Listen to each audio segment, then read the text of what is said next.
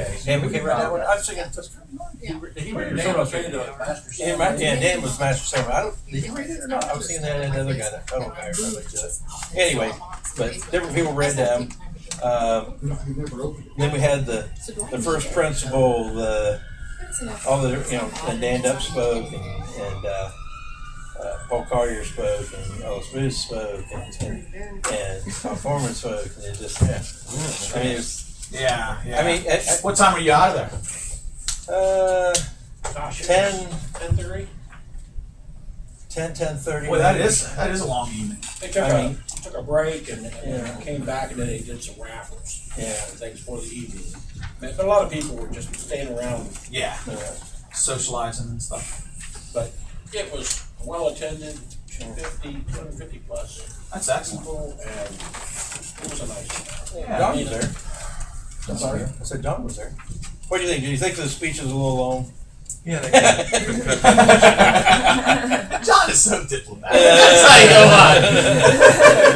And the department head. Here he is. Probably at home going. And just ignore everything. Not emotion. Whatever. And when he's at home in his barn, he's calling us farm animals. Like he just is. Yeah. We better get started. Chief Shepherd asked if he can go first tonight because he's got somewhere to be. Yeah, he's not here. Shepherd, Huggy. Sorry, you got all the time.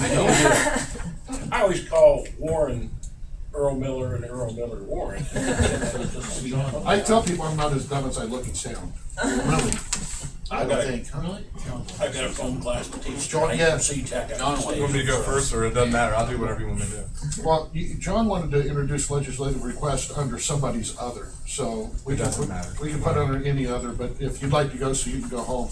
It's strictly up to you guys. Howard. I'm okay with it if you're alright. He just wants to introduce one piece of legislation during the meeting. I'd like to sit here for the whole meeting. All right. We got planning, the special planning commission meeting after this, and we'll stay for that too. I can do either.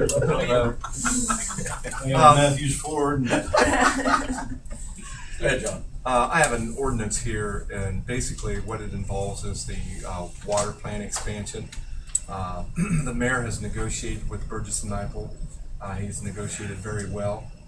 He got him to come down about $80,000 from the original number that was thrown out there. So this is an ordinance waiving the bidding process and allowing the mayor of the Heath to enter into a contract for engineering services to evaluate, design, bid, and provide services during construction at the Heath water plant. With Burgess and Nyepel, money to be taken from the 2012 water engineering service budget. So it's in the budget, this year's budget. So we're just getting council's approval on it. I would like, if we could waive the second reading, it would be nice. The only reason is Burgess and Nyepel said they have time now to start actually working on the project, getting things moving and getting things moving a little faster. So since the mayor negotiated a good price and everything, and they wanted that, they had a time slot open to work on that. If we could waive the second reading. That's this one. The demo and the two oldest clarifiers. Putting a new one in right about here. Getting rid of the old clear well building here and filling in the clear well itself. Something else in that too, right? Yeah, in the pump building. Variable frequency drive pumps will actually save us some money on electricity and so forth. So. We've got a quorum of the service committee, so. Would we, whoever's else on. would we also need to declare an emergency, or we'll pass it next week? Can I sign the contract and they can move with it just that way? The way I understand it When is, are we going to transfer money? money's already there in the budget. No, giving it to them. I'll give it to them. Yeah. They'll bill us on a periodic basis. Okay. As Right. You don't don't need spend any money. money You don't for need money passage. immediately. Yeah. You don't need money immediately. No. The first 30 days, you don't need money, right? No. Okay. That obviously was best price. Wow. Second reading. You know, I've never marked anything up as so far as I can come off at $80,000. I'm doing something wrong. You know, we had to make a few concessions on a couple things. We had, we also had, prices. we also had to minimize the scope a little bit of what we were looking to do to, not only for the purpose of the cost of engineering, so that we could stay where we thought we were gonna be, but also for the project as a whole. It was coming in over what we had kind of budgeted for it, and so we had to scale back a little bit. It's a good job, though. Good savings. Yeah. Nice. Worked out well. Okay, so That's all I got. I'll add that into the other. I'll probably just put it under the other. And then all I need to do is give that to Linda. Yes. Or you want me to Yep. do that, or? I can give it to her tonight when we're done. I'll just put it She'll on give her it to- chair. She'll give it Keith, and then wait for Nancy to come in. Yep. But she can draw You up wanna the put it in ordinance. this, you can. She can draw up the ordinance and have it ready for next week for This would be great. Okay, that it, John? Yeah, thank you very much. Appreciate it. You're more than welcome to stay to the end. I'm gonna listen to a few things, but then I'll probably sneak out. All right, Doug and Cletus had called and they're not gonna be here tonight, so Chief, where's your? Very good. Of course, our calls for service for the month of August, 2012 as well as 2011. You can see almost comparable, 32 this year versus 31 last year. However, 314 fire calls versus 255 at the same time last year. 140 versus 143, 1,164 versus 1,264. So 100 runs over the previous year. Transports, 88 versus 75, and 641 versus 741. That's kind of neat. And very seldom does come out even like that. Bill legislative request tonight, monthly report, wages 67,298.29. Overtime for August was 30,807 for a total of 167,170.47. Compared to last year's overtime was 28,801, and we're up a little bit over a considerable amount over this time last year. However, we've had some issues that we didn't have last year. And I'll discuss that in a minute. Tower 10 had an issue where they got it out and extended, and then nothing would cooperate, and they couldn't get the outriggers in, and it wouldn't stow. And Where was this at? over at Station 1, No. I mean, did you have it out somewhere and this happened? out front of the fire station. Oh, They pull okay. it out about every day, Mayor, and go through the motions. Okay. No, I thought you meant like out. No. Out. Boy, that would have been looking We pretty have neat going had down that the road. Especially when it came to the first power line. That's right. But anyway, it ended up being, it'll tell you where a compartment door, seat belt, whatever, but it won't tell you when there's a internal glitch without bringing in friendly fire or whatever. And it ended up being some loose wires in the control box that The thing in the back. operates the box in the back. So anyway, there was some loose wiring inside the box, and it was repaired that day. $134 service call was in despair. So yeah, got it repaired the same day, and it's back in service. I'm sorry. Oh, nothing. Have a little levity there. That's right. Okay, very good. Captain Cause is off for an extended period, possibly. I was told maybe could be through the end of the year. Should be what?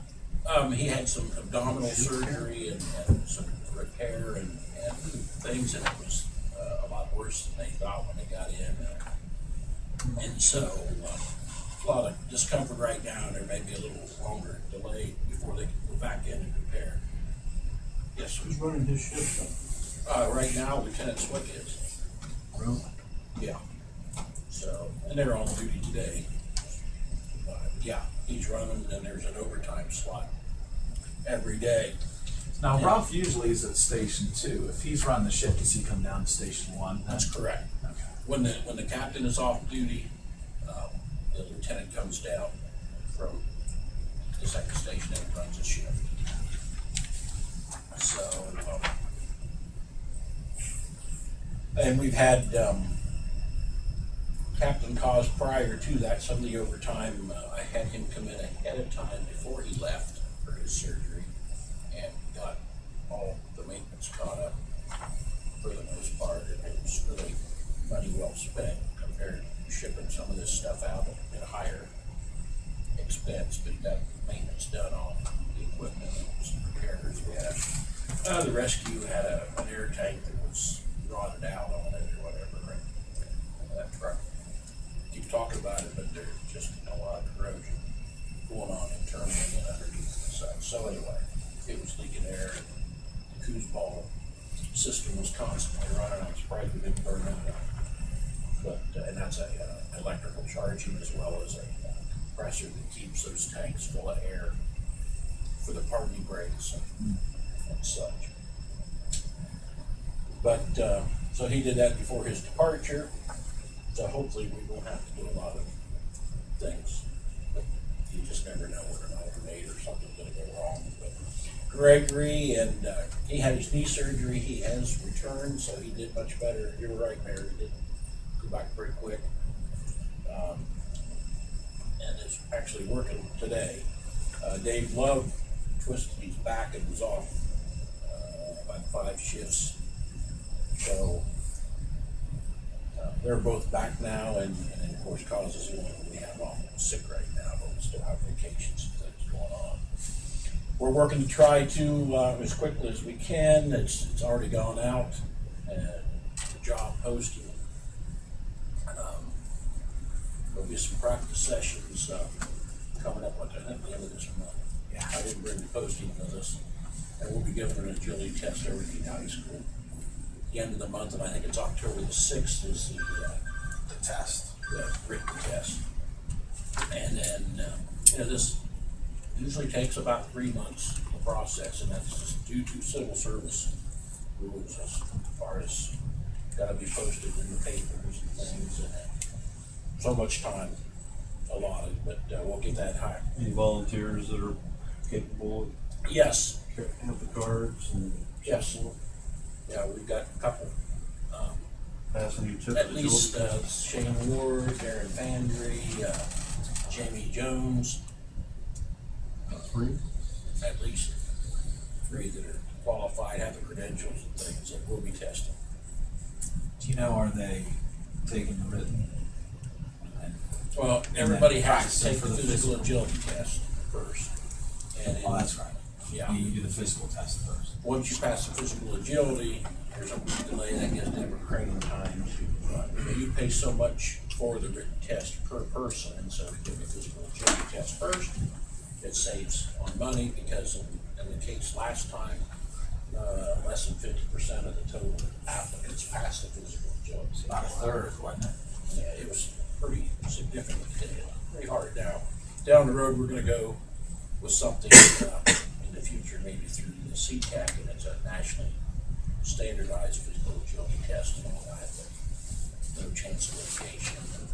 Yes, Jeff? When you say you post the position, is this, I mean, you say you post this on Career Builder or Monster.com or It was in the Advocate. those kind of places as Chief well? Huggins sent it out, I think, through the Chiefs Association. It was put into the Advocate. In past tense, it was always 2 local papers, but we had talked, and when you're advertising for a special position that requires special certifications, I mean, you gotta have a paramedic card, a firefighter card. Just put an advertisement in the local Advocate, probably you're not gonna get a lot of, not to mention, nobody reads the newspaper anymore. And they're expensive. That's my point. My understanding, the advertisement, the Advocate cost us $1,000 plus to advertise. So Debbie put one in the Advocate. I had our Licking County webpage, went out to all Licking County fire chiefs and fire departments, and then I sent it to the Ohio fire chiefs, but it pretty much went nationwide. But to all the Ohio fire chiefs in the Ohio Fire Chiefs Association. So it went out over their web tree or whatever you want to call it. So that might get picked up on some of the more national. it should, yes. because they've got a lot of links to a lot of different places, and at least, you know, at the surrounding counties, just on our website things, so. Is it on our We felt website? that was appropriate and definitely a much better whole. Not 100% sure. Yeah, you say classified as local paper, as opposed to, say, Monster, or Your Builder, or the whole host of others, they get the job seeker sites. My job developers send out to their email blast, which is probably 3,000 to 4,000 people that are all just looking at workers, so, for the most part, or else they're looking for careers, so. But it had the qualifications. I was Civil surprised, service rules require us to have it printed in the newspaper. I don't And that's know, something we maybe may that's something we discuss could- with Deb Creighton in the future in the civil service, that, you know, the avenues of advertising. Times change, and, you know, there's gonna be a day where the advocate won't even be available on a printed form, it's gonna be online or some other form. So, just try to keep up with the time the best we can, but we are checking some other avenues for future testing purposes and things that may be advantageous to the city.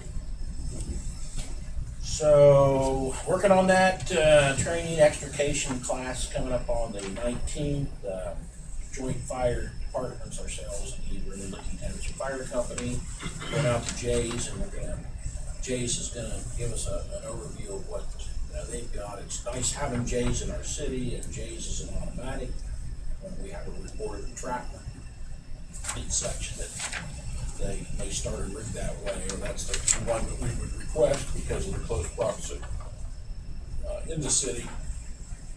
We know them, and they work well with us. But we're gonna do some auto extrication, which we've been practicing behind our station anyway, but they've also got some semis that we're gonna have, you know, we're cut on and things, and that's something we don't get a chance to mess with sometimes. Give stop speed for them. Airbags. Is this gonna be done during one of the Wednesday sessions with the That's volunteers? correct. It'll be starting at 6 o'clock. And we're just taking advantages of something that Chief Wilson and we set up or whatever. And so I joined in, the three of us work a lot together and run mutual aid. So when we get into the auto accident situation, so it's just, you can find fire departments, surrounding departments. So, old business and new computers are in and installed in both fire stations. The software has been installed. We have not had any training on as of yet. We'll know more about that tomorrow, but it won't be long. Been a slow process, but it is on board, and I tried doing a report on it the other night, but it needs to have a lot of things, our streets and things like that added in it, but we'll go from there. I just mentioned the texting program. We've been checking, this is just something that expedites, and I'm glad we did, because we found out that texting program, we were using something free, but our free time ran out when we're calling for overtime. Instead of making 10 phone calls, some of them long distance, they could make one text and send it out several different ways. It expedites things, and the guy doesn't have to sit there and wait on, keep making phone calls and things. Sometimes due to the busy shift, whatever, it may be late afternoon before they can call to fill the next coming shift or whatever. So we're checking into a texting program, about $300 a year. It's as cheap as Warren and I could find. Just for that purpose, I'd sent you some information pertaining to maybe going to a citywide type thing, and then maybe we could incorporate the school systems, and everybody bought into it. You know, Dr. Kruger always wanted to get into some sort of a reverse 911 or some kind of a texting program for severe weather. Well, at the time, systems were not quick, efficient, and the storm would have gone through your city before anybody ever got notification. But the systems have second, third generation stuff now out there, and it's very quick. Yeah, most everybody has a cell phone now that you can text them. except for my daughter Emily, and she reminds us of that quite frequently. You never know. So many of these, some I of know. these systems are capable of 1,000 or more a minute. So you can do the cities in about 3 minutes total time, and each depth place, it'll send you up to 5 different, your cell phone, your pager, your computer, all this rings simultaneous, so you're getting any avenue other than conventional TV set, you'll get that notification. So anyway, just checking into that, but a system like that runs 7,000 to 70,000 or whatever. But, Depends on the number of participants you have. exactly. Specifically, at this time, the testing program we're looking to is just to communicate with your firefighter personnel at one shot. Is that correct? That's correct. As it stands right now, but as I said, we've researched and it's amazing. I mean, there's a lot of neat programs out there that your firefighter with their smartphones can get to. We're currently carrying 2-way walkie-talkies, which I think is still a pretty good system. But some of them, you can reply back by just hitting the button and pre-programmed, whether you're going to the station, you're going to scene, stop by the station and pick up my gear. I mean, it's just amazing. And if I had a smartphone, which I don't know how to use it, but Somebody was going to say that. that's okay. 2 points higher and you could have been a firefighter. And they're sitting beside each other. We all know they don't get the test. Meanwhile, Dr. Ray. Trained you well. What's that? Chief Shepherd is Yep. trained you well for you knew what was coming. So anyway, He says that all every that's taken care of. And anyway, we're checking into it and gonna go from there. And I need to talk to the mayor about some of this stuff. Greg Coyle is accepted, and Jeff Davis has resigned, of course, and was my lead inspector. Greg Coyle stepped up to the plate and taken that over. Doug Brown, Brian Hoffman has got the county hazmat team and had fire investigation. Brownie, our newest firefighter, is very much interested in and did go to some inspector school and such, and I'm gonna give him that. He's been working on pre-plans, but he will assume that responsibility. Down the road, we're still working. I've told him before I leave, which as it stands right now is gonna be next year sometime. I haven't decided yet exactly when, but we're still working and we're so close to dropping our ISO. I'm still working on that bear, and I think. I was going to ask you about that, if you made any headway.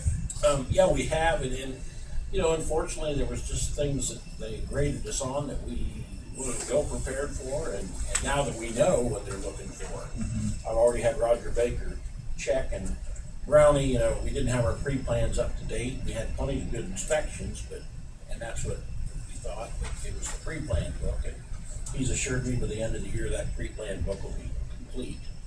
We have to be looking at them and training on, which we are, and concentrating on specific kinds of training. How does that impact the ISO report that's, I mean, you only get, it's just a snapshot in time, right? That when they come and do that ISO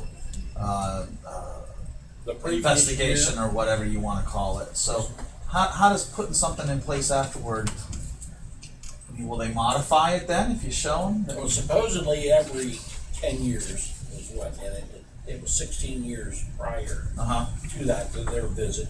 But yeah, if we can show them the deficiency points, or however you want to call it, we've made headway, and this is our trend for the future, and our pre-plans. We got 24% of our total pre-plans were up to date. And as far as being reviewed and things, we just never put a lot of thought into, that was the least of, it talks about inspections in the ISO book, but it wasn't inspections, it was actually the pre-plans, and that's, drawings of the building and all.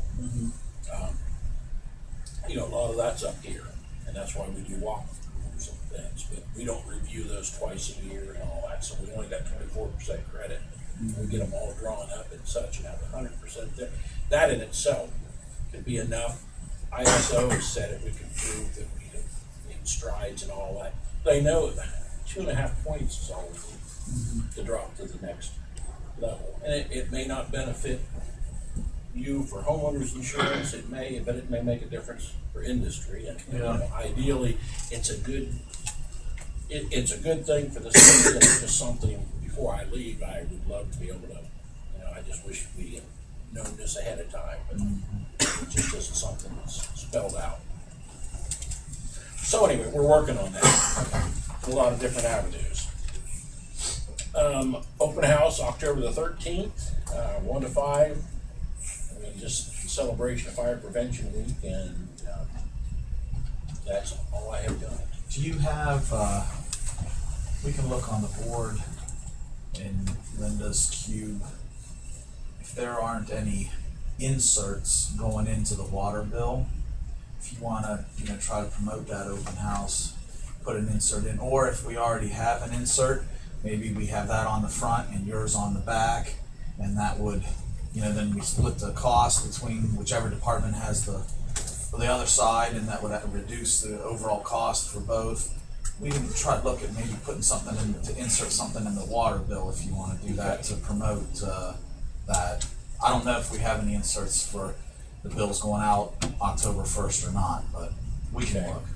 We'll try, we'll try to get that, and I just also wanted to mention the agenda to put something on the city webpage. Oh, yeah. And there will be some stuff coming, I'll say, from the fire department. Jen is going to be posting out on the city's main webpage information from Jeff Walker and disaster preparedness, a 3-day disaster supply, things to take care of your dogs, preparation in the event of these disasters and things. Now, while it's fresh in everybody's mind or whatever, is the perfect time. But getting the word out over even the state-of-the-art, web-based stuff or whatever, but try to get the public a little better educated than they are currently. So that'll be getting pasted pretty quick so that she has an opportunity. But there's 3 things going. Questions? Do you know if our 911 is textable yet? No, it's not. That's next generation 911 capabilities, and the county 911 center is not up to that yet. That's part of their planning for expansion that they're working on now. They're working on, I don't know, they're moving the 911 center, and they've got a new space for it in the old community building there. What's that called? Combined Community Corrections Facility. That was for the lower tier offenders. They closed that down due to lack of funding. On the other side of the bridge Yeah, from where it's the on the other sheriff. side of the bridge. So half of that's going to become the new 911 center. So they're building a tower. They're well into, working on the physical plant, but it's one of the things that they're trying to bring in with this upgrade. This is all new computer systems and bring it up to the next generation capability, which not only includes texting, you can also send them live video from a smartphone. Wayne, I'm sorry, what was that question again, please? If 911 is textable, can you text them a message? And you can't yet, that's what it's saying. It's coming. I was going to say, they're sending texts of dispatch calls out on people's phones, because we have several of our volunteers. This would be somebody, instead of calling 911, you would text them. Excuse me, I want to text Yeah, 911. Well, if you want to be silent, That's right. you can be totally silent and not talk.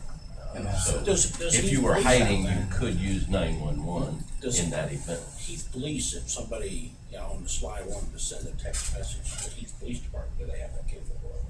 But it all goes through the county 911 system, so no, you couldn't do that.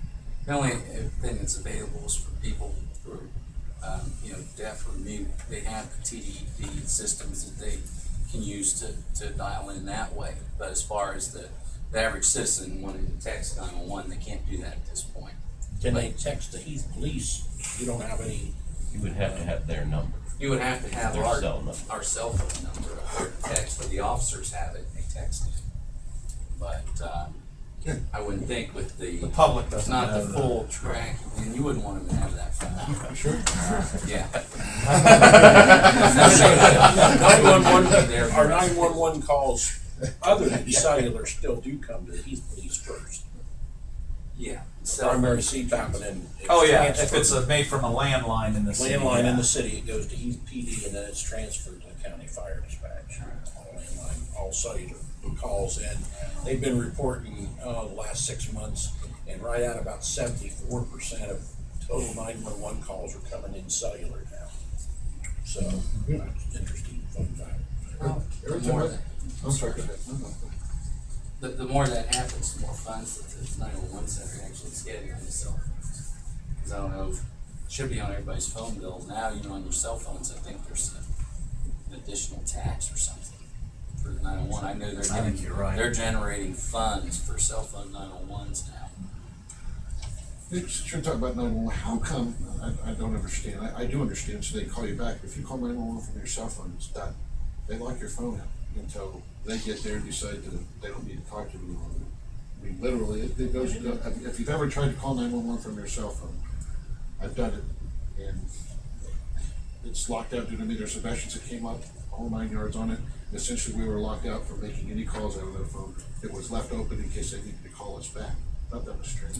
That may be something they can do at the 911 center, but we can't keep it because it's a call that's transferred to us. I mean, We get 911 I mean, cell phone calls, they hang up on us all the time and we're lost. there's call waiting, so I mean, it's like, why do you lock this out? Maybe there's something, maybe somebody else crashed while they're watching that one. So I just That would thought it be- was strange that they literally lock your phone down until, I mean, So who unlocks it? they do. Oh, really? Yeah. I mean, I know I called because somebody had an accident in front of our house, it's been a couple of years back. And I was outside, so I just grabbed my cell phone and called 911 and gave them the information, okay, thanks, and then when I pulled my phone out to, I was gonna call the house or something, I was down there before the accident, I can't remember what it said on my phone, but it specifically talked about, this phone was locked out due to an emergency. So it took a while. And then, I know the mayor asked, I don't know if you want to copy this or not, the mayor had asked last safety committee meeting if I could come up with some statistics on mutual aids. I'm still getting, information whether they were fire or EMS. I gotta go back through and hand jack some of this stuff, but, I did give him a spreadsheet on the surrounding departments and such. January through July of 2011 versus 2012. Copy that. And if you'll excuse me, if nobody else has any questions, I'm gonna go teach class. Nothing? Okay. Who you teaching? Got C-Tech students, it's their firefighter. Oh. Professional fire course and Uh-huh. foam firefighting. Oh, okay. Tonight, Wednesday night, and Saturday. Taking them over to the airport, or are you just gonna do it there at the Just do station? it behind the fire station or whatever. Couple nights of classroom and then Saturday. Okay, very good. Thank you for letting me go first. Don't take it easy on stock, Working extra hard. I can't believe that they would trust those young and fresh minds to you. They're young and dumb and they don't know anything. So I can tell them anything I want. I'll see you later. Don't take it easy on I'm us. sure that you will. Well, you got a mate tonight. He's gone. All right, Lieutenant Mason, you're up. First of all, then, you got lines on yours. The older I get, I have lines in my glasses. It's better for me if I make a little bolder. Matt and the chief didn't leave me his templates. So I could write down. Oh, did you?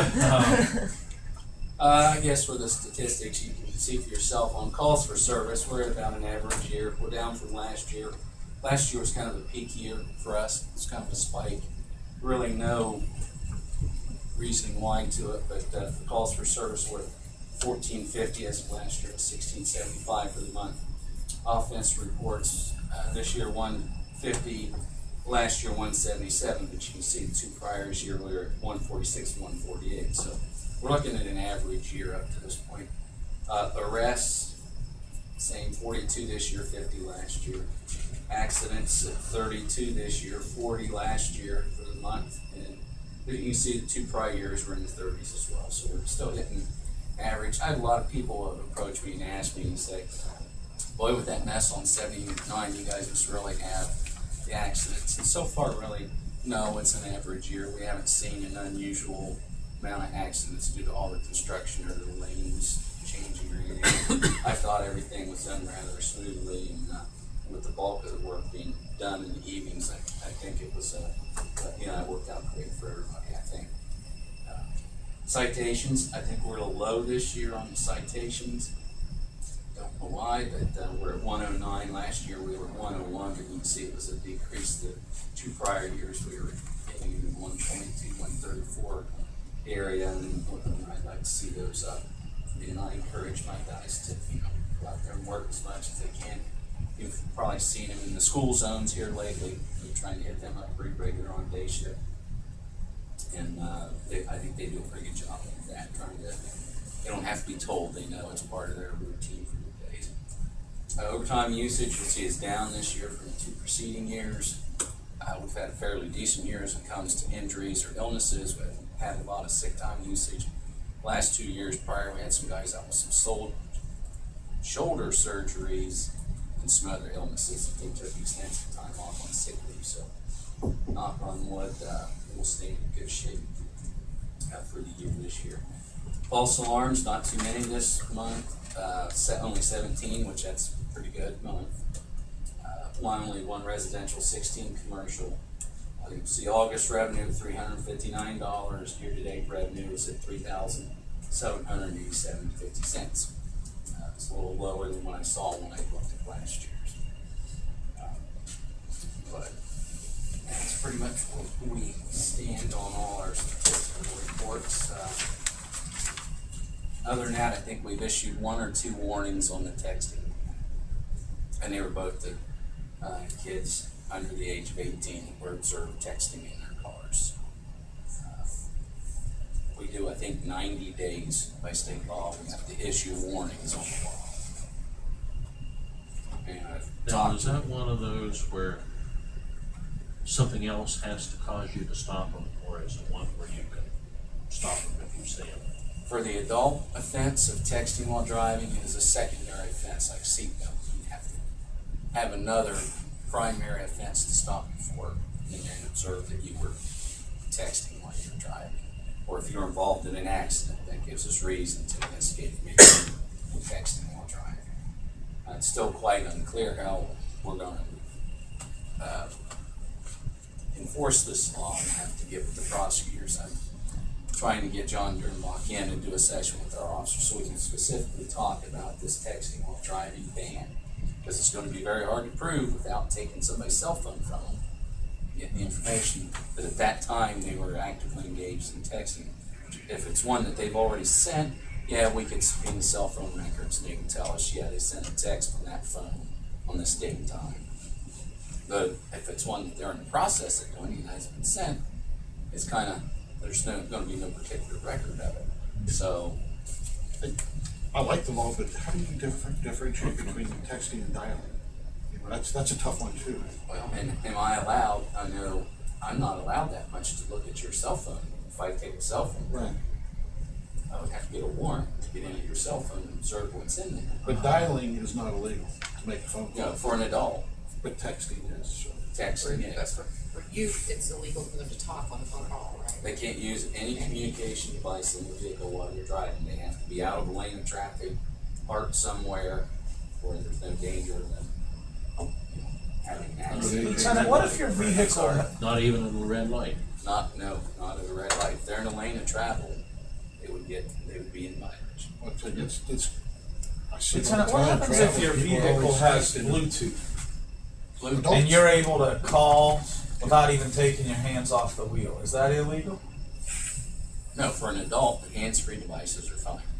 For a youth, they're not? Can't use a communication device. Period.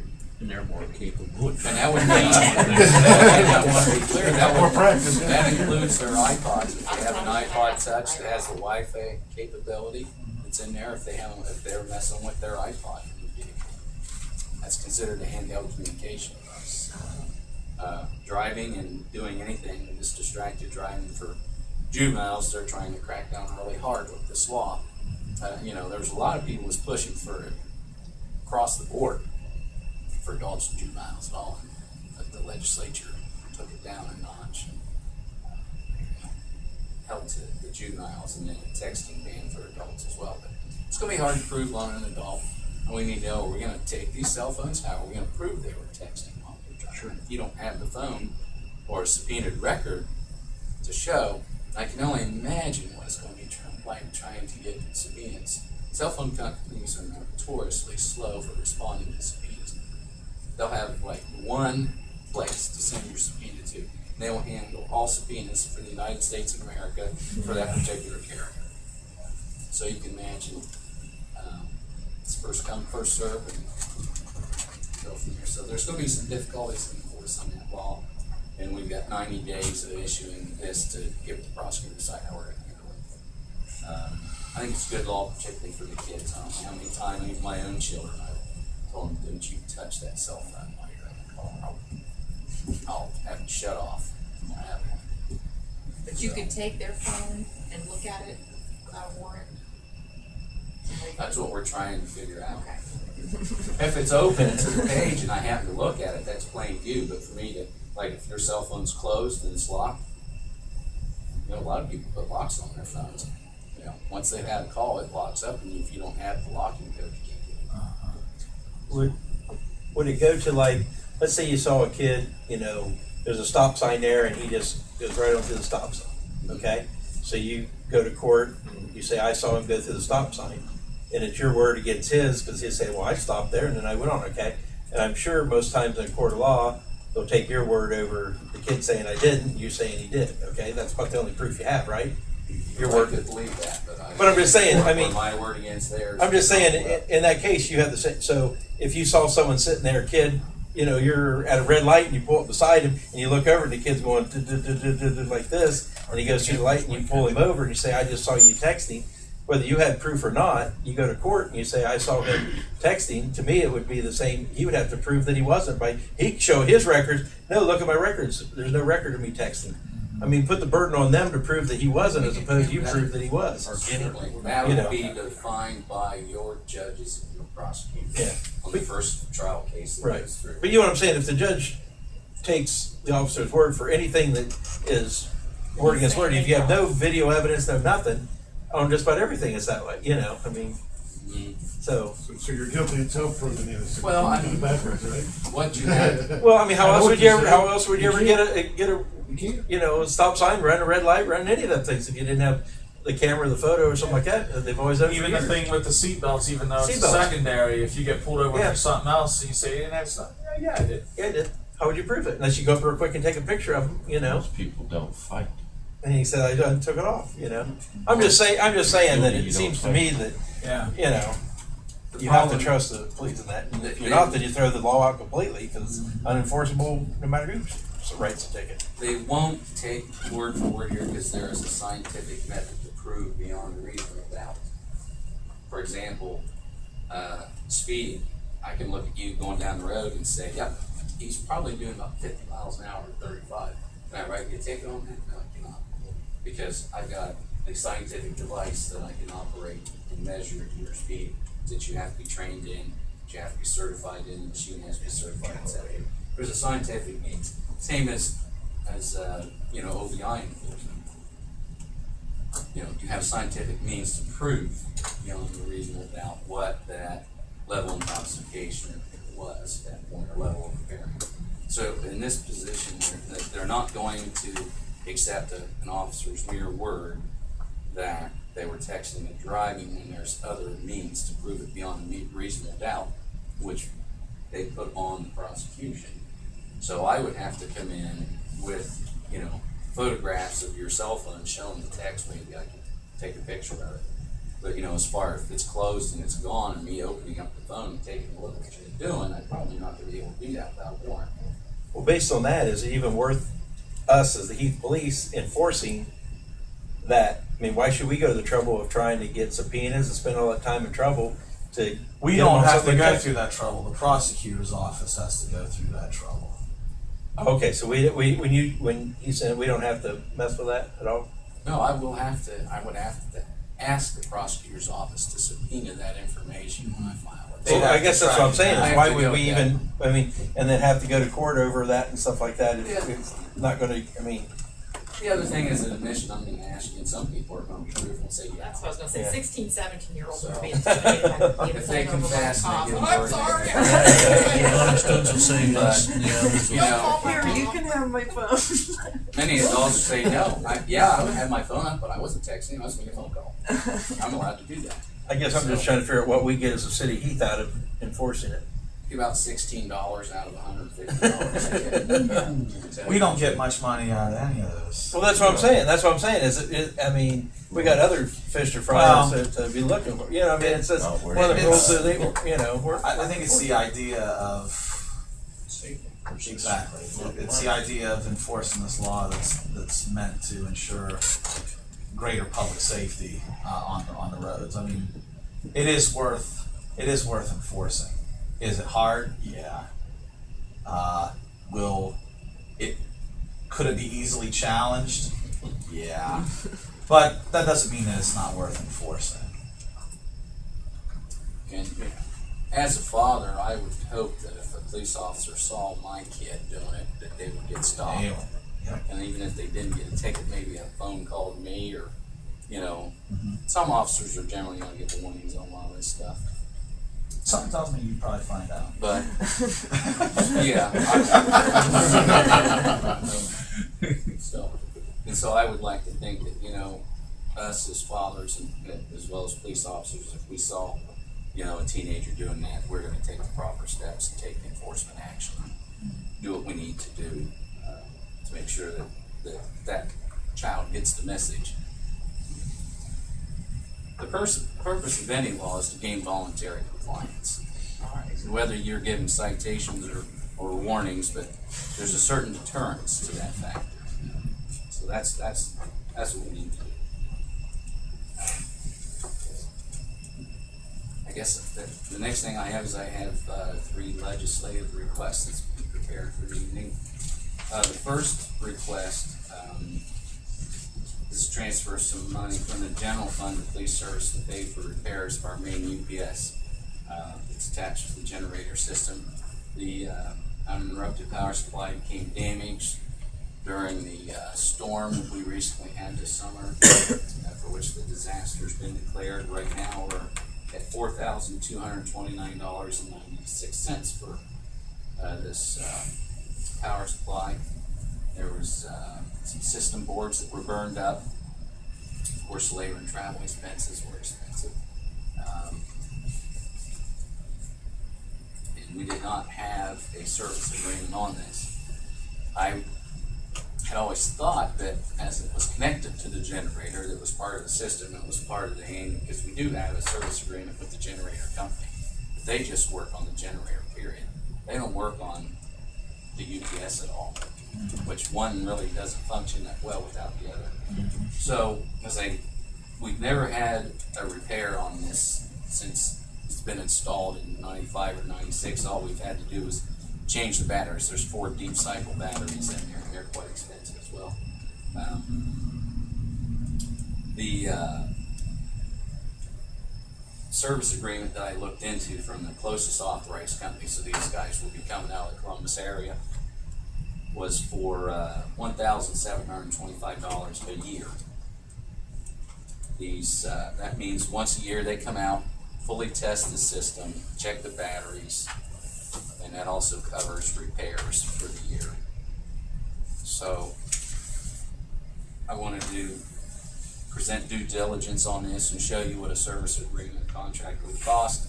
So you either flip the coin and hope it lasts and nobody ever has to come and repair it like we've kind of done since it was installed, or you make sure that you have a functioning piece of equipment that's on your emergency side of things. And I would much rather see that we have someone come out and diagnose this, once a year, and we have a service agreement where we get 24-hour service, So if I'm in the middle of a storm, I got someone who will come out, which is what happened. When the power came back on to the building, there's 3-phase power here. 2 phases came back on, 1 phase did not come on. So therefore the generator and UPS didn't know whether to run or to shut down. So some circuits were overpowered, some were underpowered. During that time when I get down there, I could smell burning circuits. So we did get a hold of the power company. He came back, he says, I really can't get your phase up today. He says, we're maxed out for our hours that we're allowed to work during this disaster. So basically they were telling me they didn't have anybody that was allowed to work on the problem. So I said, can you shut the power back off to the building? He said, yeah, I can do that in about 10 seconds. I said, well, turn the power off and then put us on the list tomorrow. First thing is to come out and get our 3 phases back up. But I am about 99% sure that's when the boards and everything got fried out as UPS. If you're not familiar with what it does, when the power goes out to the building, UPS is part of the automatic transfer process over to generator power. It holds a charge on all the lines and keeps you running for the few seconds, few minutes it takes for the generator, 1, to turn on, and 2, generators have to run up to speed for a couple of minutes before they can handle the full load they're designed for. So that's what the UPS does. And if for some reason that generator failed, we'd probably get 2 to 4 hours of power out of that. So it'd give us some time to figure out what's wrong with the generator, maybe get the generator right back up. So it is a pretty integral part. Without that generator, we're completely dead here. We would have no communications other than walkie-talkies. Of course, the cell phones even this time went down. Do you know if this cost has been included in what we will be attempting to get from FEMA as part of the disaster declaration? The service agreement? No. The repairs needed to the UPS. $4,221. This is not on the generator, right? It's not part of the physical generator itself. No, it's in the basement. It's another piece of the system. I think that we should try to document this and make this a reimbursable request. As far as I knew, the chief or Wanda, one or the other, is going to give you copies of these bills to put on the list. Okay. Linda's managing that. Okay, we'll have to check with Linda and see if she doesn't already have this. Okay. Because yes, this 422996 should be on the list to go to FEMA. Okay. For reimbursement, because it happened during the storm. It was a direct result of the storm. Yep. When the power came back on in such a fashion, it really took a beating on that machine down there. So, but I wanted to do diligence. I wanted to present that to the committee to say in the future, maybe someone needs to make a decision whether we just let it go as before and take the gamble and then take the big hit when it goes down, or do you want the service agreement? I think we should look at that because it is a very important piece of equipment. I don't know the answer to this, but I know what the question is. John Geller has a service agreement in place on the various water and wastewater generators that we have, not just at the plant, but throughout the city at the lift stations and the pump houses. I don't know whether or not his service agreement includes something like this UPS. If it does, there might be a way as a city for us to add hours to that already existing agreement. Maybe we get a better price. If it doesn't, then maybe this is something that John Geller needs to look at, because we wouldn't want to have one of these things fail at the water plant or at the wastewater plant or whatever. So I'm thinking, let's get with John and maybe maybe we can coordinate something on his existing agreement if it includes this. If it does not include this, then he may have some exposure that we need to sew up. Well, as the things that he runs are generally pumps, is that correct? Yes. Yeah, yeah. I don't know. Other if they things would at the need plant it. too, Yeah. but yeah, I mean, those are the heavy duty things. Just as a wild guess, I would think that they probably don't need UPS in there for what they're running. These are for like our computers and our radios and more tender and temperamental. Well, I'm pretty sure that the SCADA systems are on the backups, on the backup generators. Yeah, let's have that conversation with him. See, you should have stayed. That's right. That's right. We should let you go first. Well, before we move on, then, I mean, I don't know how. Does the thing even work right now?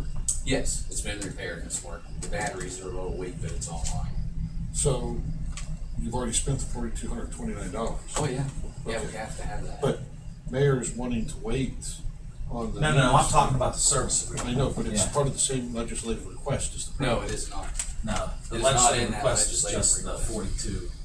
That is just the repair bill. There's not a legislative request here then for the. Service agreement No. is not part of the request. No, I just wanted to bring it to your attention, and I had looked into it because I figured somebody would ask me a question, why we had such a big bill. Okay, so this one here to appropriate $42,29.96 within the general fund for repair and maintenance to cover shortages caused by storm-related expenses, specifically to that. So, I mean, regardless, we've got to pay for it, so, Dick, you good? Let me just ask this question. Justin, you're the finance committee chair, you might be able to help with this. Should the money for this come out of the general fund or should it come out of the capital improvement fund?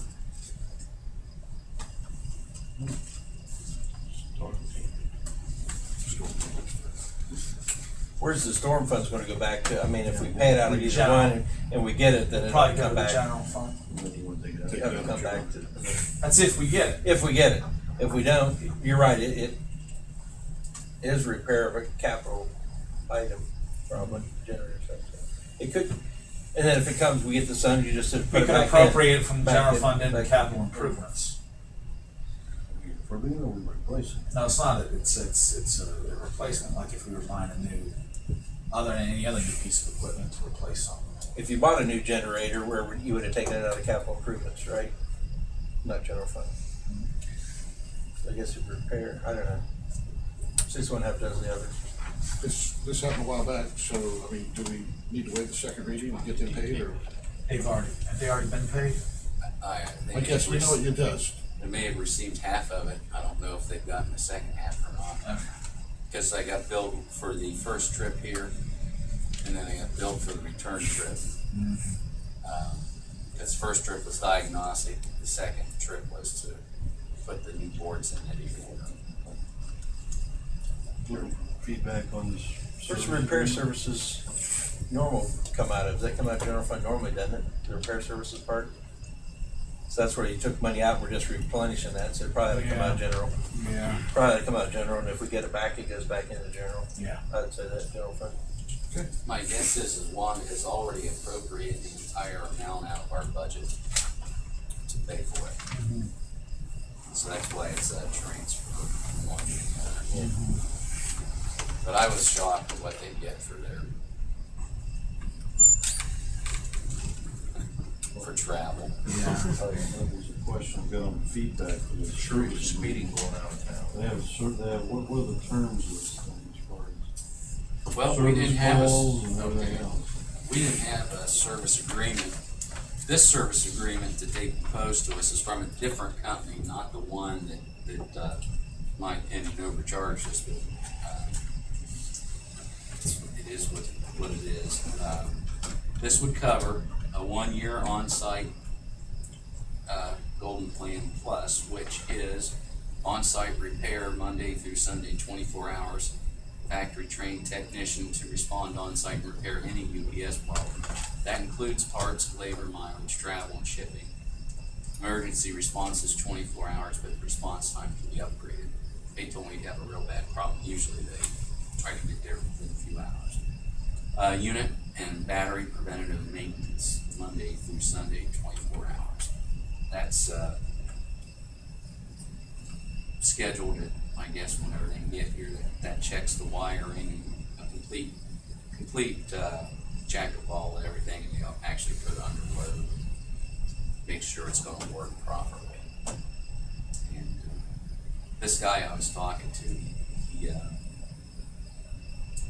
he said most people go with the plan because of the costs. You know, we just, I guess, have been lucky since it was installed. We've never had to have it. Any references we could from around here use this service? I can that we certainly could- work on getting some. Would you like me to do that? I think it's good due diligence on our part, kind of good feedback from other departments.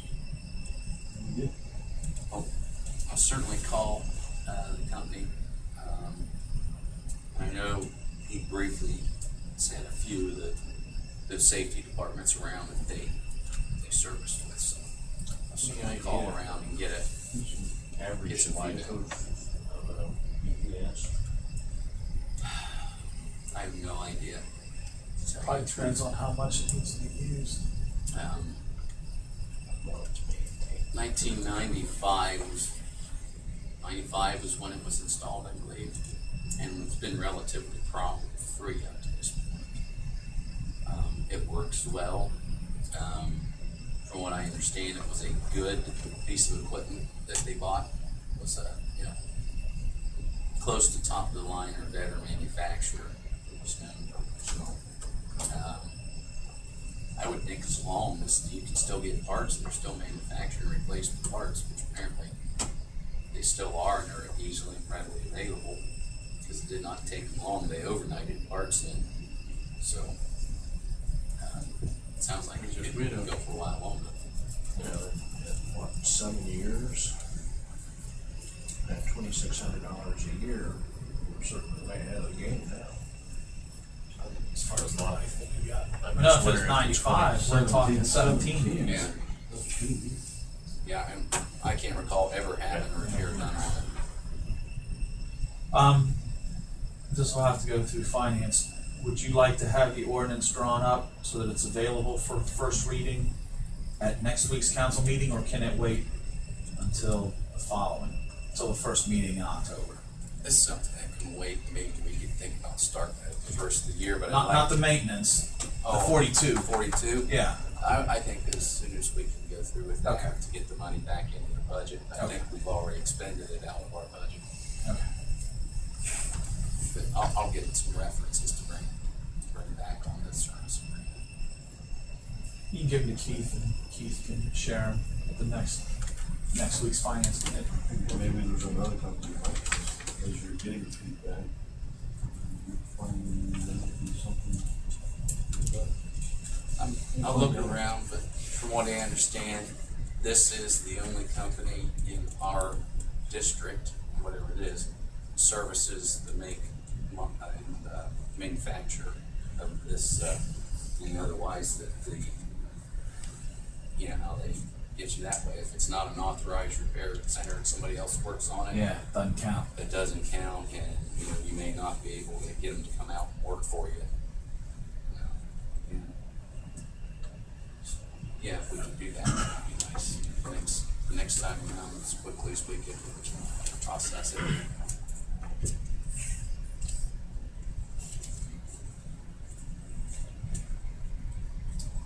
Ready to move on, sir? Sure, if you are.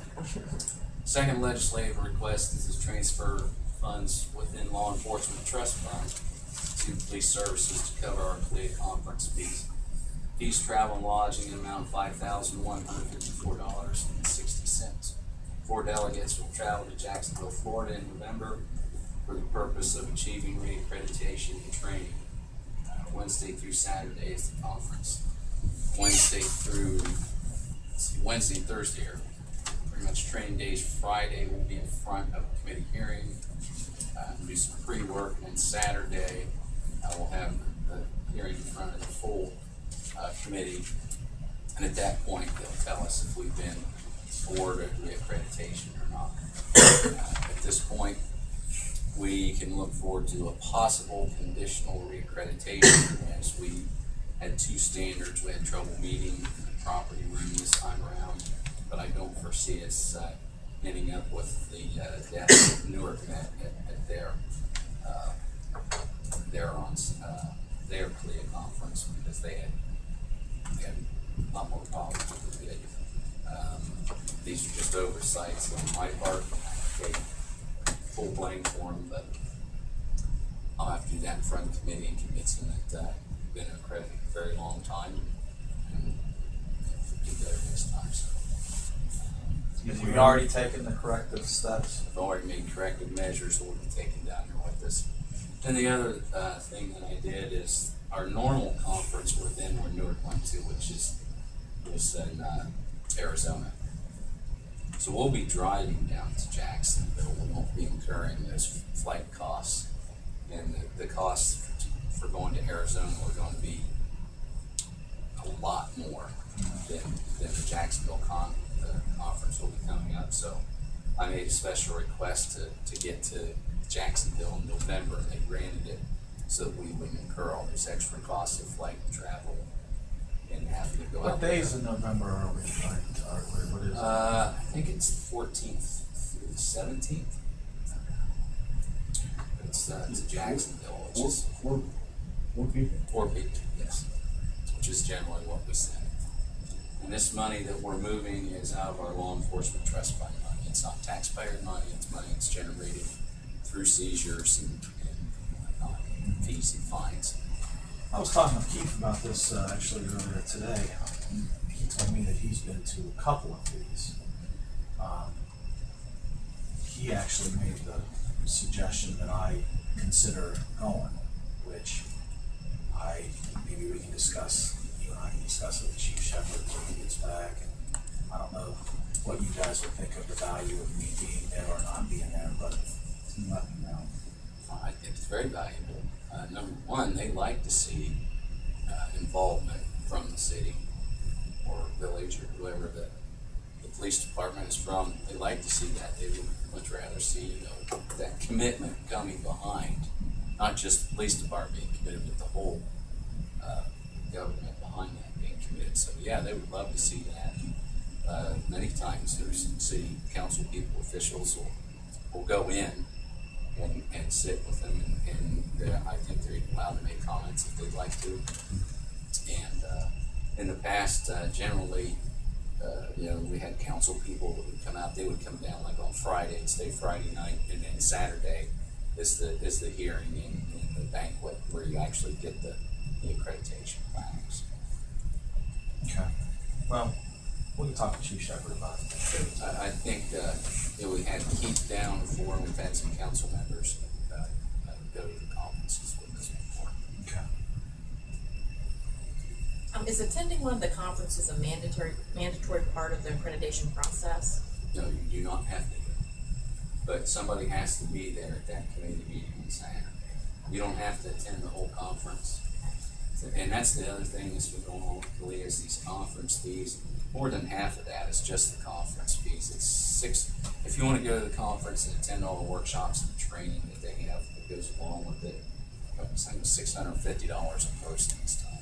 And it was even more for the Arizona. I think it was almost $700 a person to go to Arizona. Plus, you was looking at flights and the hotels were more. Just that area over there, Scottsdale area they were going to, really It's a is high cost of living area. So the hotels are more.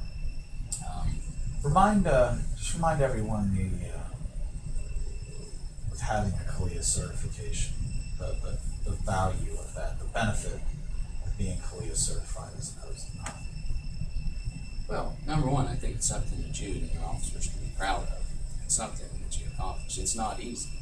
They don't see it so much. They see it so much as, me and some of the other guys aren't around doing paper chase and gathering all these proof forms for them. But what they don't understand is the fact that behind that, we've developed all the policy, procedures, and systems that you have to put in place that get you into you know, the accreditation.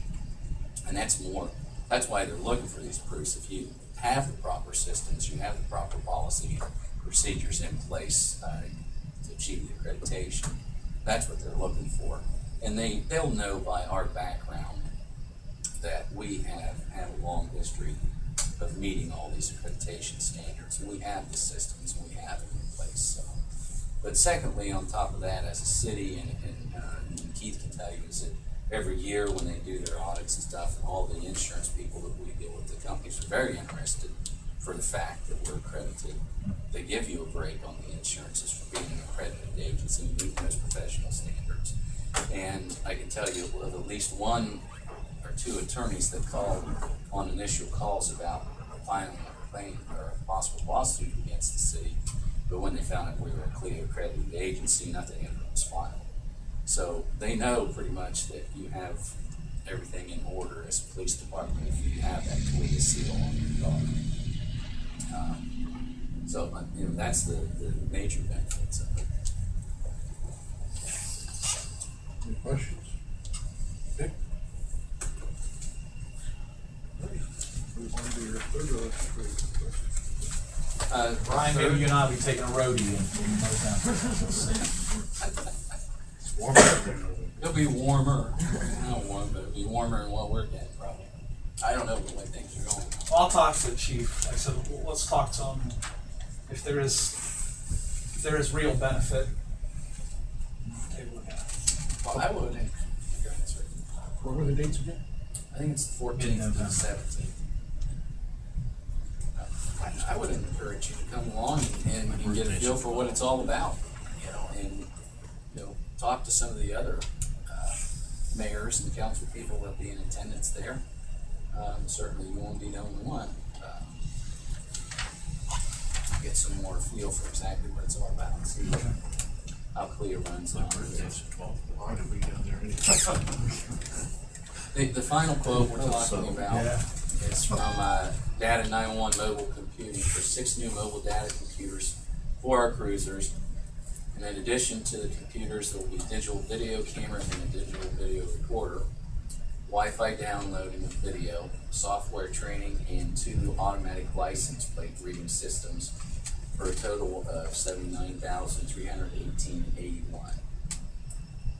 Second part of that is a video storage server purchased from Data Network Services at a price of $7,030. The new server will also be used for virus protection program for the network and our Citrix program that's used for our mobile reporting in the field. Serving those multiple purposes will cut down and eliminate the current Citrix virus protection server that is now end of life. Data's been encouraging me to get rid of this server and replace it, but they saw here in this program, when they saw what was quoted, they said they could do us better on a server, get us and get it set up to serve not just 2, but 3 different purposes. So that server that we have is end of life, and probably would cost just as much or maybe a little less than what that $7,000 is. The final part of that is installation of the car equipment to be formed by Public Safety Concepts. They're our current outfitter for our vehicles at a cost of $850 per vehicle for a total of $4,890. Total project cost wheel in about at $91,238.81. I've been working with the mayor and the auditor on this program to replace these. Our car computers are end of life. They're starting to fail and starting to have problems. The other thing is the addition of the ability for digital video to these cars is incredible for prosecuting OBIs, number one. What better evidence is there than to show a video of a person staggering around the roadway trying to do field sobriety tests? It's really become a lot more difficult to get OBI convictions for a lot of different reasons, but this is one tool. The other thing that comes along with this is GPS tracking of the cars. as part of this, we'll know where the cars are at, how long they're parked, they'll tell us speeds.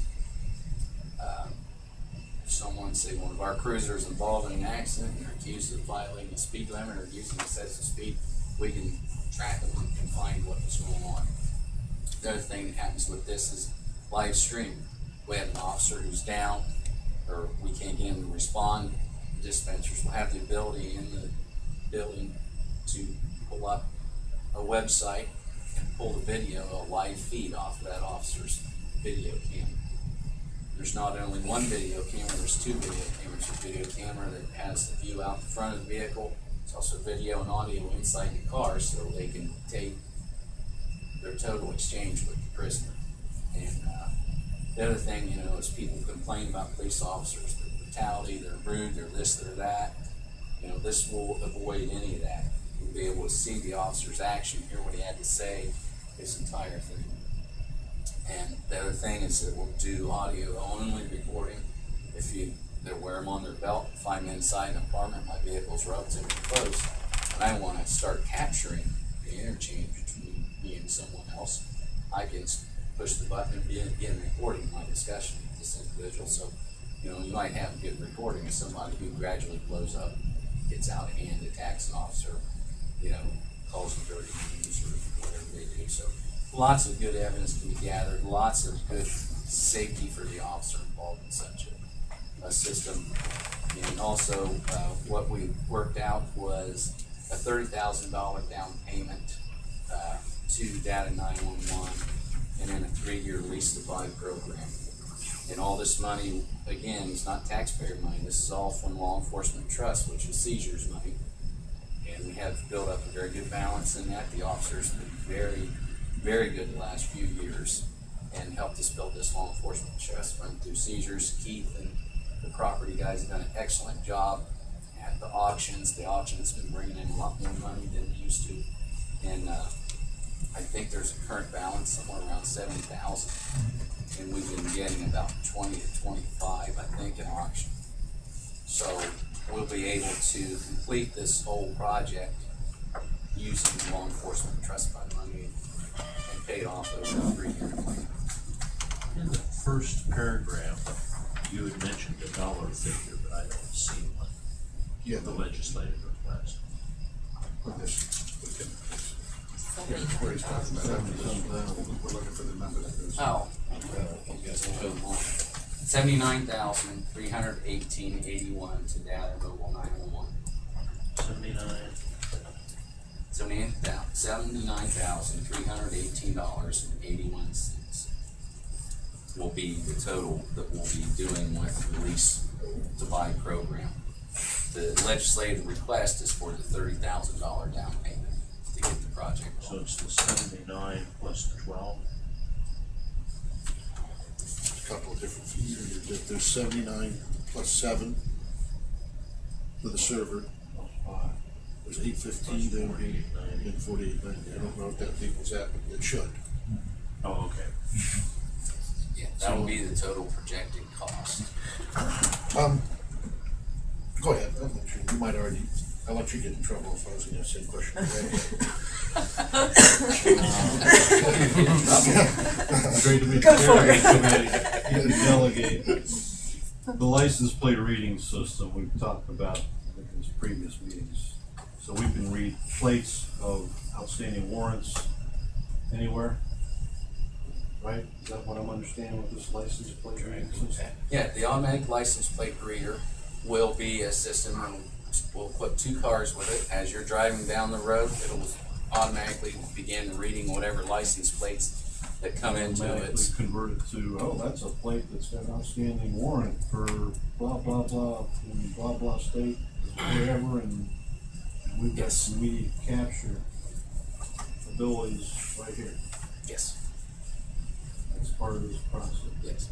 If warrants, whatever they put on the hot list that day, wanted persons, stolen cars, missing persons. I don't believe expired tags will hit on that. It may, but the original hot list that I hear from leads were not doing the expired tags. but they may have expanded it. She said you could literally drive through a parking lot and it would just read the license plates. Pick them off one. Anything it's aimed at. Just anything it's aimed I at. mean, that's a pretty nice tool to have, really. Back to return on investment, about how this thing's gonna pay for itself as well. You've got lucrative money's built up, but exponentially, I'm seeing. Are you saying? We Yes, feel comfortable Throw a that with couple what more we zeros behind currently this, have in you've got- place, we should be able to cover the $20,000 roughly year over the next 3 years. With the potential of this to increase the amount of cars that we impound, Right. that would be, even a bonus. Um, Yeah, this very well could pay for itself. And this is the part that he didn't ask, I was hoping he would, so you'll probably want to invite me in the office later, but it seems to me, and maybe not anybody else, but a good thing to spend some of the traffic camera money on too. I mean, you were telling me we're not gonna deplete this fund anyway, it's building it enough, Yeah. high enough that they can basically pay for it Keith, themselves. Keith and I worked with Lieutenant Mason, we were looking at this, and like you said, we've got more than we've got more than double the down payment amount of 30 in that fund already. And currently, we make enough out of our current impound auctions, the number of cars that we sell, to cover what we'd be paying each of the next 3 years. So, and like I said, that's not even factoring in the clear potential of having more cars impounded and therefore needing to have more frequent auctions. Safer city. So, I don't see a huge landfall coming our way, but I do believe that it will do that. The addition of the automatic license plate readers are fairly a no-brainer in this situation. If you look at the total cost of the project, the 2 automatic license plate reader systems are a little less than $5,000 a vehicle. So just to add that onto the project, that's not a large cost. I think over the course of 3 years will easily eclipse that. Is it an option, if you wanted to at some point in time, to add vehicle readers to some of the other cruisers? With the system you're getting? Yes, that's what's so terrific about this system. It's a modular system. It's very, new technology, how computers now are so much plug and play. You can add so much capability.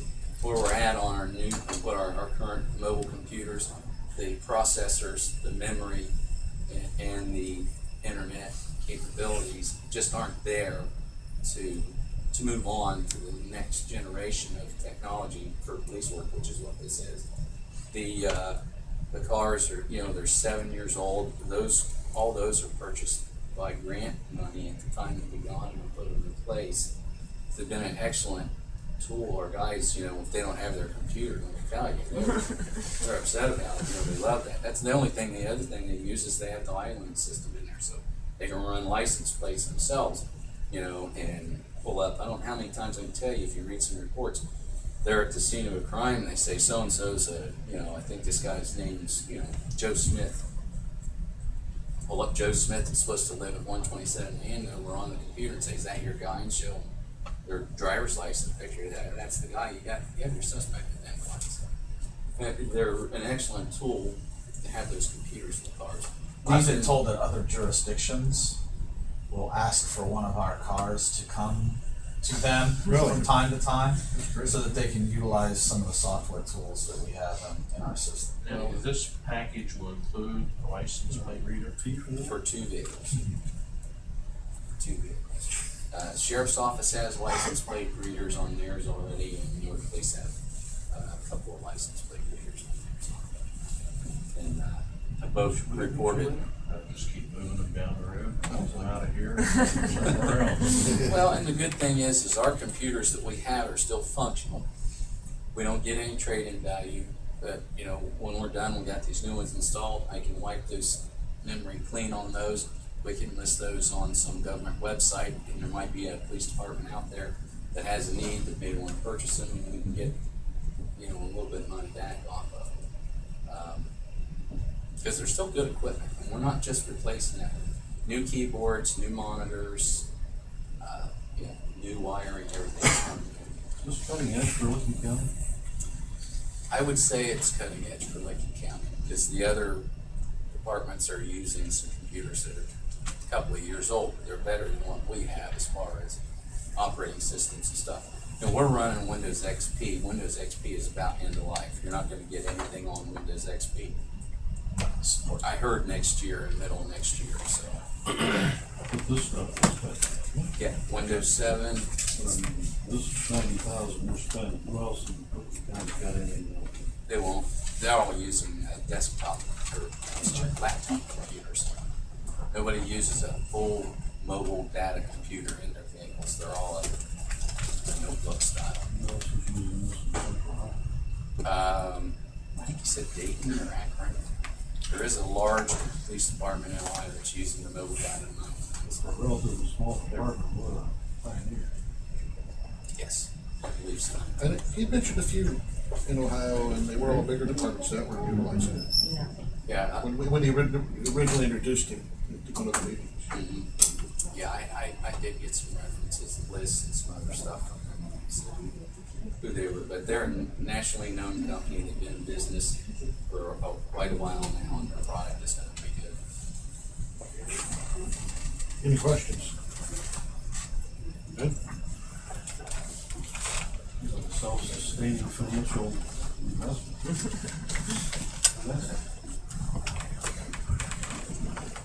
Go, I'll see it. On top of All that, right. it's great. Officers, public, criminal. So they'll go to the meeting. What else do you have? That's it, sir. That's it. That's it. Anybody have any other questions? Okay, we'll adjourn at 6:56. Thank you. Mayor, is this like a just come anytime you want to come during the Yes. 2 hours? Or Yeah, it's an open set house. time or anything? I'll have like a proclamation I'll read early on in the event, because I'll have to be out of there by about 4:45 or so. But yeah, it's an open house. I thought it was like 4 o'clock. I mean, I Can't complain for a Monday. didn't know whether if I showed up at like 5 or 5:30, if it, you know. Yeah, He gave me permission. it's an open house. Yeah, just go. It's something that we really need to do. And this company is the company that manufactures the ones we currently have. Yeah, that's good life out of what we got.